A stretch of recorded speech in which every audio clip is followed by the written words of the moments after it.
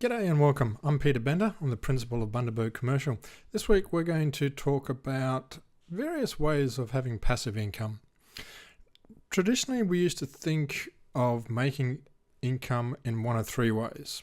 You'd have a look at cash and bonds, you'd have a look at equities or shares as other people call them, and you look at property.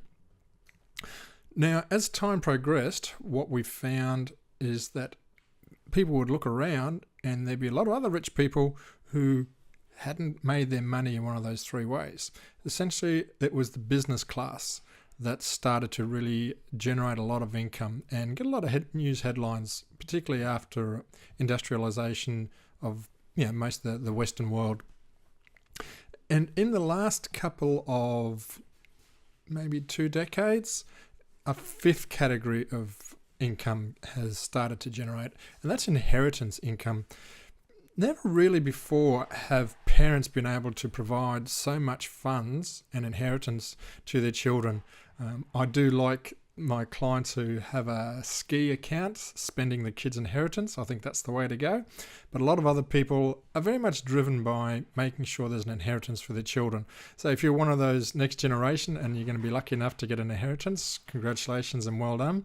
That is one of the 5 ways of getting income. Now, when we talk in regards to passive income, the first thing I want to have a look at is how do you define passive income? It means different things for different people. And look, it's probably academic. It doesn't really matter how you call it. A lot of people look at it as being in a situation where you get income without having to work for it or without having to do anything for it. My concern is the idea or the term passive income has become a little bit romantic, and there's an increasing number of people, particularly younger people, who are thinking you can actually make money without doing anything.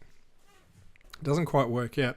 Even if you look at the basis of you having money to use for passive income, like you buy something, you still got to put some sweat and toil and muscle into getting that initial money. Even if you're borrowing it, you still got to make sure you've got something to come through to pay for those funds. The term that I like for passive income is making money while you're sleeping. I like that one. That suits my style. Making money while you're sleeping. So we use that as a philosophy for passive income. Now remember, one of the first things that we said is cash and bonds were a source of income. That is very much popular with retirees and pensioners because they tend to be fairly risk averse. So they like the fact that they have passive income. I like the story. This probably a couple of months ago. My business was doing well. We had a bit more money than our BAS account was taking out, so I put some into a term deposit. Put in there just for a couple of months. It was just to make the most of it. Got the money back out after a couple of months, and I got $25 interest. I thought, not my kettle of fish. I'm not really interested in getting $25. However, that was money that was made while I was sleeping. The bank used it and invested it and probably got 4 times as much money back as they gave me, but the concept is the same. So for people, we need to recognize that probably traditionally the first form of passive income was in regards to having income in a bank account or bonds. Bonds are based on the future economic environment. I won't go into too much into detail, but it's a good one for risk averse type people. There's people who have made mountains and mountains of money out of investments that are based on cash and bonds. You need to have mountains and mountains of money to start with, but it is something that is there. And it is suitable for people who do not like a lot of risk. One of the things in commercial realty I keep telling people is you need to balance your risk with your return. A lot of times I get people say, I want 8 or 10% return. That's cool, happy. Here is a high-risk property in a high-risk neighborhood with a high-risk tenant. Oh, no, I don't want risk. Well, then you're going to be looking at something at 2 or 3%. Maybe get a Woolworths as a tenant for 25 years. Oh, no, I don't want 3%. Well, this is the way it works. Since the dawn of time, it's always been risk versus return. And that's why bonds and cash have such a low return, because there's a low risk. Now, if you look in regards to property, depending on how you define passive income, being a landlord can be a passive income. Will it make money for you while you're sleeping? Yes. Essentially, you can be sitting there with very little input into it.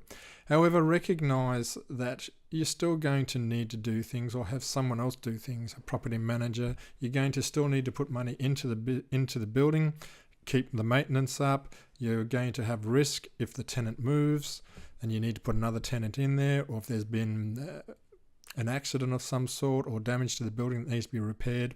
So suddenly you're looking at a higher risk than cash and bonds, but you're also getting a higher return.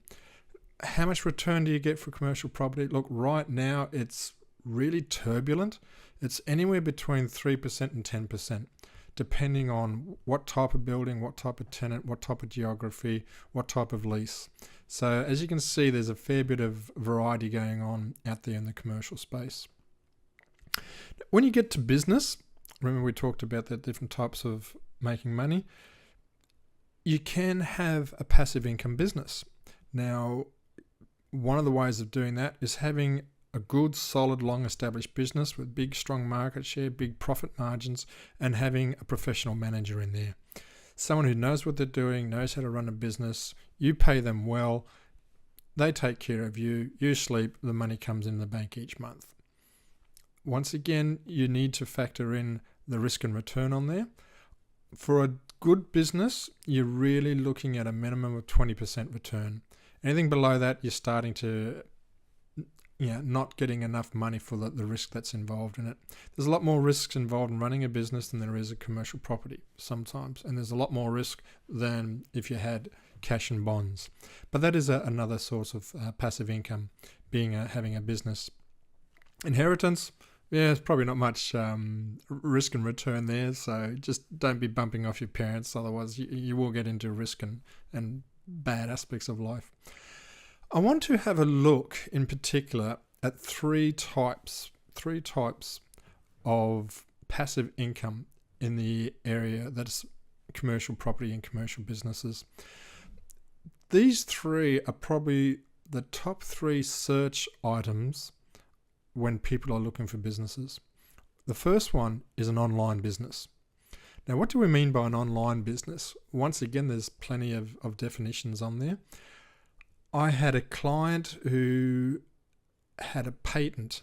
So his income came generated from the patent, and the patent was used in a product that chemists sold.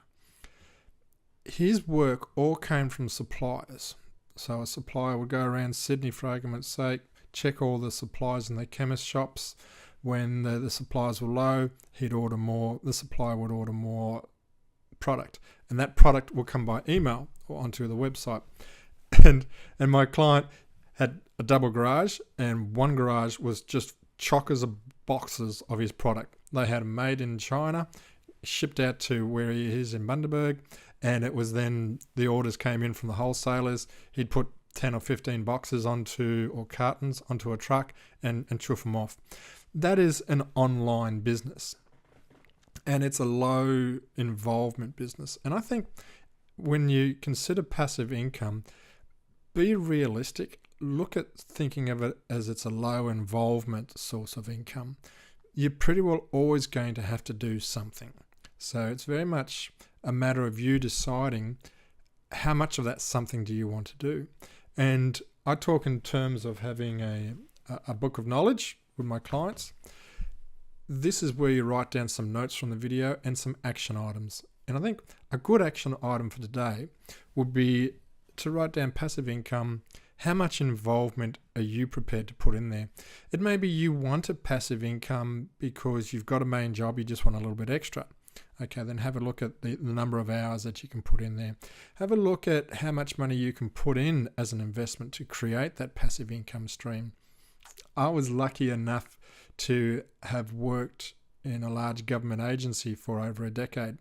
And when time came and I got a redundancy, I got the very special condition on a superannuation fund that they had that allowed me to turn my superannuation into an annuity, which meant instead of having to wait till I was 65 and half carked it, I could actually get a pension each month. So each month we get a check.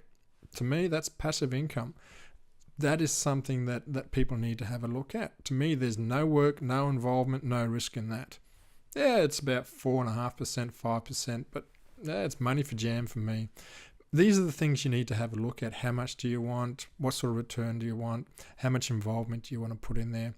It may be, I've had clients who have a partner or a wife generally looking to come back into the workforce after having children, or the kids are now back at school, so they've got time during the day, a couple of hours, to do some work or gain some income of some sort. That is something that is very popular with people looking for passive income. It allows them to, dictate between 9 and 3 or 10 and 2, depending on what time your little cherubs get out of school, to working along those ways. Online businesses can be very different as well. YouTube channels are definitely something that's a space. Recognize that 10% of YouTube channels actually get to the stage of what they call being monetized. So they're the ones that will have ads on them, and the YouTube channel provider will actually get the income from those ads. It's one of those, make income while you're sleeping, especially if you're in Australia, because most of my viewers are in a different time zone overseas. So they're churning in, not that I've got ads, but if I did, they would be churning in income coming in through those times. Once again, you're looking at the concept, okay, well, what are you prepared to put into it? To get a good YouTube channel, you need to put videos out regularly. You need to have them of high quality. It costs you money, it costs you time. So it's great to have that passive income, but it's going to take you 2 or 3 years to get to that stage for most aspects. Some people can do it in 6 weeks, but there's different ways of running it. But the point is, a YouTube channel can be purchased. You can get someone who's already done the hard work, and you then just pick up the revenue that comes in each month from people constantly looking at videos, and they don't have to be new. A lot of money is made from videos that are 5, 6, 7, 8 years old. So that's the other type of online business, as well as websites. You can have, I saw there's some movement with eBay and online books. The whole area of artificial intelligence comes into this space now. You can get artificial intelligence to write blogs. You can get artificial intelligence to create videos, soundtracks, put them all together. So much so that YouTube is now starting to flag them as AI, because they can flood. Someone can set up a program and create 1,000 videos in a day and just smash the marketplace.